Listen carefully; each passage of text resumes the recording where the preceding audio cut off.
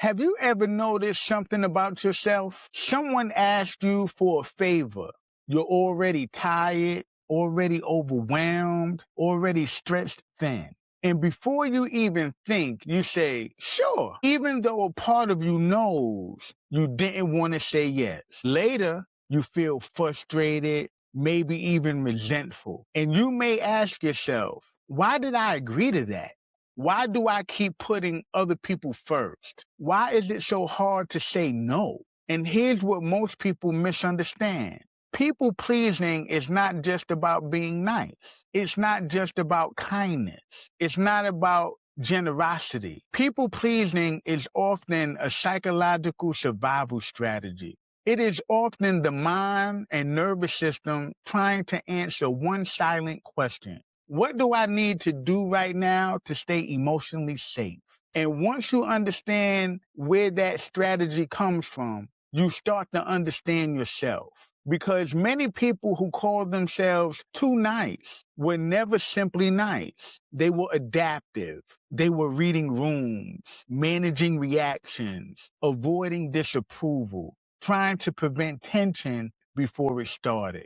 And before this video ends, you will understand why some people feel responsible for everyone else's emotions, the psychological origin of people pleasing, the difference between kindness and approval seeking, the nervous system mechanism behind people pleasing, why people pleasing often leads to resentment and burnout, why boundaries feel so scary for some people, and how healing begins without becoming cold, selfish, or disconnected. And near the end, I'm going to give you a 2-minute mirror exercise that reveals the hidden belief driving most people-pleasing behavior. Once you see it, it changes how you understand yourself. Throughout this video, we're going to answer 3 questions most people never ask deeply enough.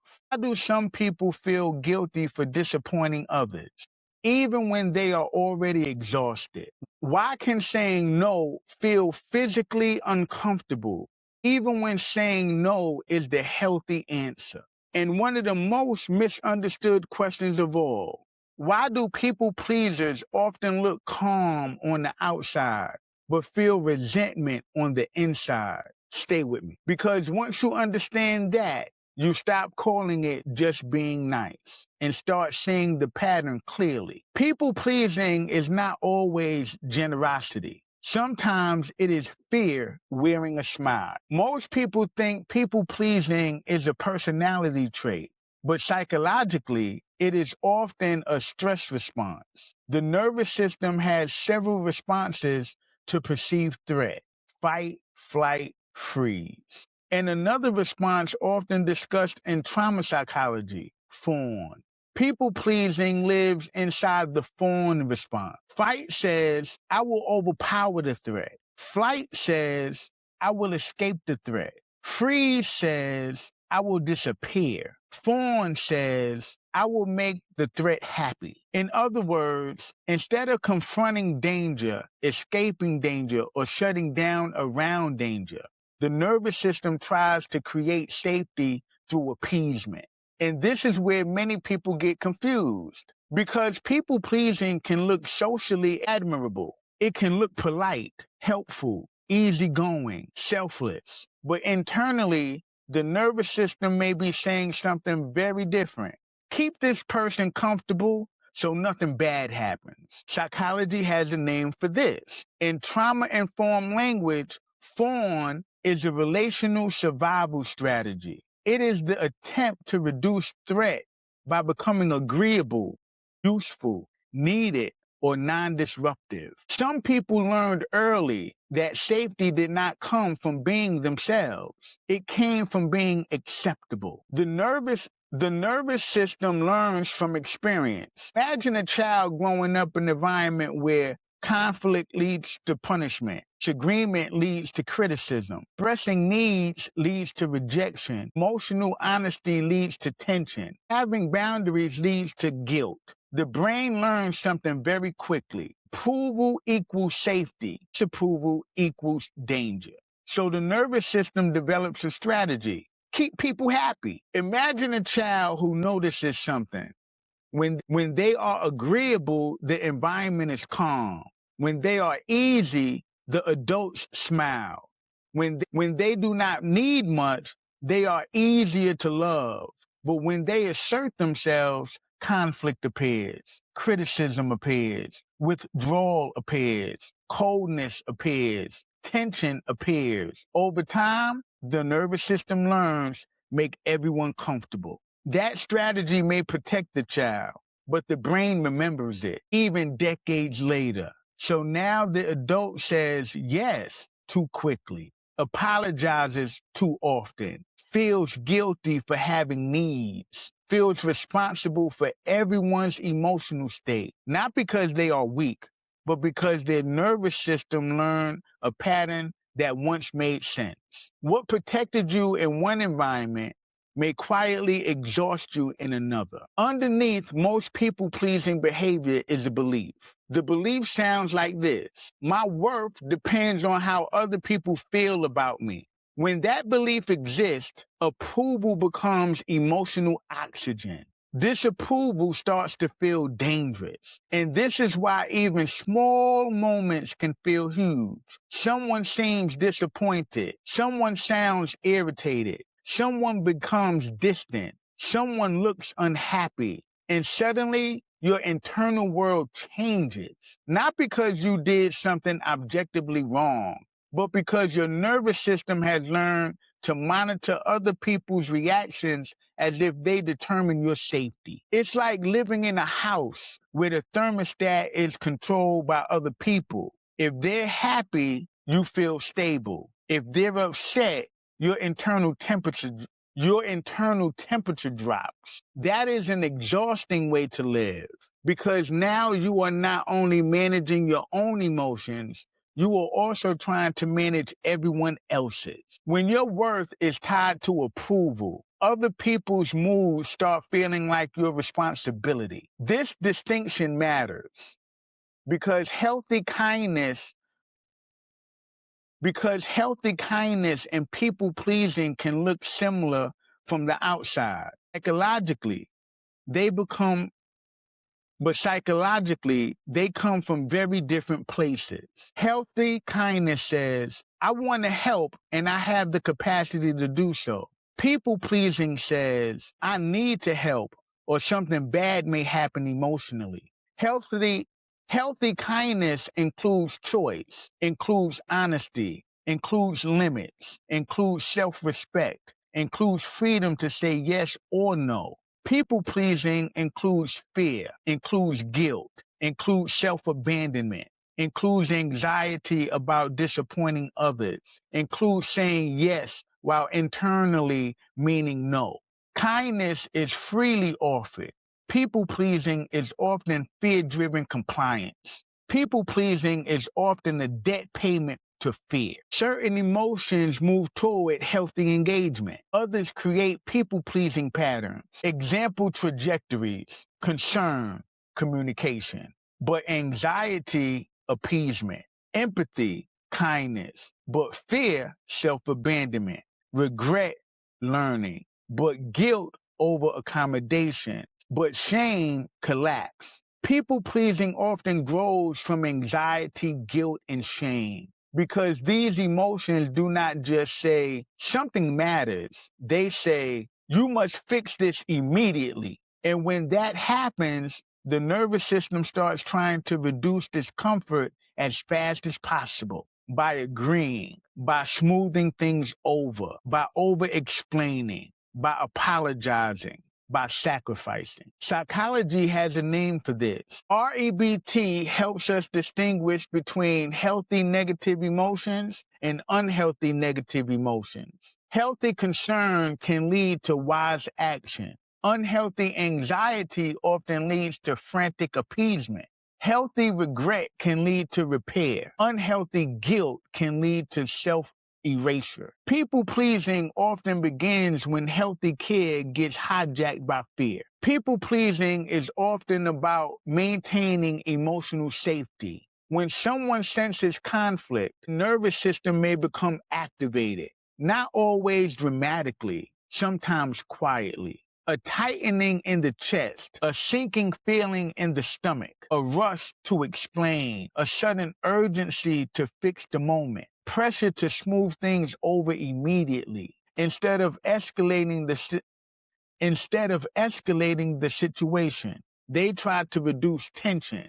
They say yes, they accommodate, they soften their truth, they smile while uncomfortable. They make themselves smaller. People pleasing is like trying to keep the emotional temperature in the room comfortable, even if it means ignoring your own needs, even if it means overheating internally. This is one reason boundaries feel so hard. Because for some people, boundaries do not just feel like decisions, they feel like risk. For many people, saying no does not feel rude. It feels unsafe. Inside every person is a community of self. In the GYG framework, we describe three primary voices: me, myself, and I. Me, emotional self. Me ask, how do I feel? Am I safe? Am I accepted? Do people like me? Am I still connected? Me operates through emotion, attachment, and nervous system cues. Myself, identity self. Myself asks, what kind of person should I be? Myself protects self-image. I, decision maker. I ask, what am I going to do? People pleasing happens when me fears rejection. Myself believes good people always help. Good people do not disappoint others. Good people keep the peace. And then I says yes, even when it should not. That is why people pleasing can feel automatic. Because internally, it is not just one voice making a decision. It is multiple parts of the self trying to negotiate safety, identity, and action at the same time. Internal dialogue story. Someone asks you for something. Me says, if I say no, they might be upset. Myself says, a good person would help. Me says, but I'm exhausted. Myself says, don't be selfish. I says, okay, sure. And then hours later, resentment arrives because the yes came from fear, not alignment. Resentment often appears where self-abandonment was called kindness. This is one of the most important parts because many people pleasers feel ashamed of their resentment. They think, if I'm such a caring person, why do I feel so irritated? Here's why. Because people pleasing creates a split. Your external behavior says yes, but your internal truth says no. And when that split happens repeatedly, resentment grows. Not because you are mean, not because you are ungrateful, but because part of you keeps getting left out of your own decision. People pleasing is like running a company that only pays other employees.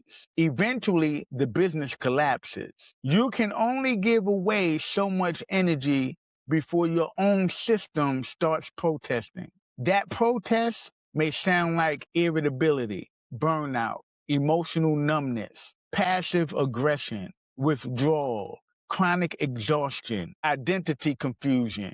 Because when you constantly prioritize others, your own needs disappear from the equation. Burnout is sometimes the body's way of saying, I am tired of disappearing for peace. A lot of people don't struggle with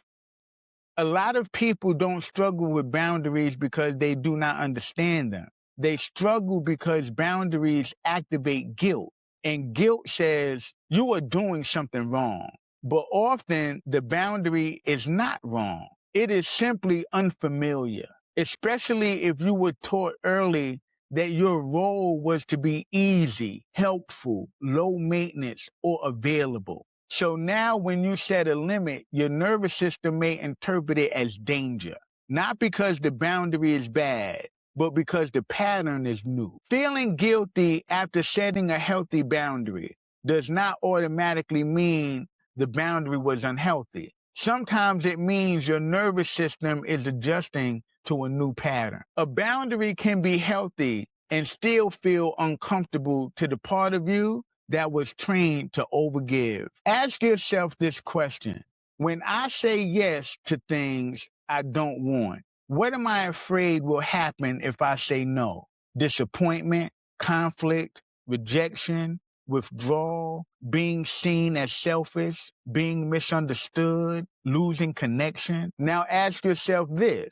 Whose reaction am I trying to control? And now one more. What belief about myself gets activated when someone is unhappy with me? Because that answer reveals what your nervous system is trying to prevent. And often it reveals the hidden belief driving the pattern. Healing from people pleasing does not mean becoming cold. It does not mean becoming harsh. It does not mean becoming selfish.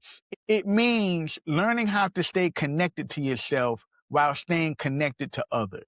That is very different. Healing often includes noticing your body before you answer, slowing down automatic yeses, tolerating other people's disappointment, separating kindness from fear, learning that someone else's discomfort is not always your responsibility, rebuilding identity outside of approval, practicing honest limits with safe people first. Because healing is not just about saying no. It is about learning that you can survive not being universally approved of. And that may be one of the deepest freedoms a person ever learns.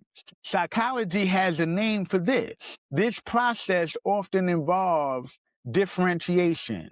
Differentiation means staying emotionally connected to others without losing yourself inside their needs, moods, or expectations. Healing from people pleasing is not learning to care less. It is learning to abandon yourself less. Growth requires integration. Family, first and most importantly, love yourself. Because inside every person is a community of self. And when their voices work together, your decisions become clearer. Me no longer has to panic for approval. Myself no longer has to perform goodness. I no longer has to betray internal truths just to keep the peace. IDC, intentional, deliberate, creative. Instead of automatically accommodating others, you become intentional in how you respond, deliberate in how you decide, creative in how you communicate boundaries with honesty and care. Think it. Notice the thought.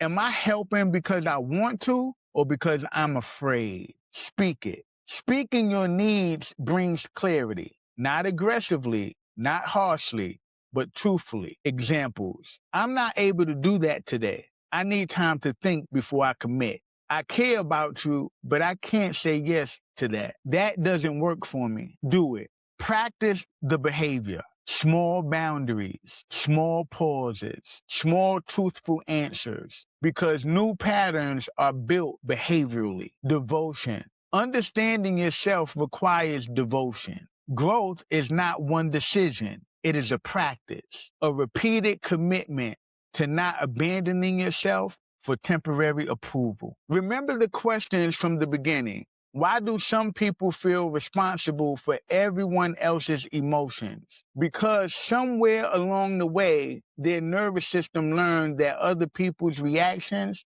affected their safety. Why is people pleasing not the same as kindness? Because kindness comes from choice. People pleasing often comes from fear. Why does it lead to resentment and burnout?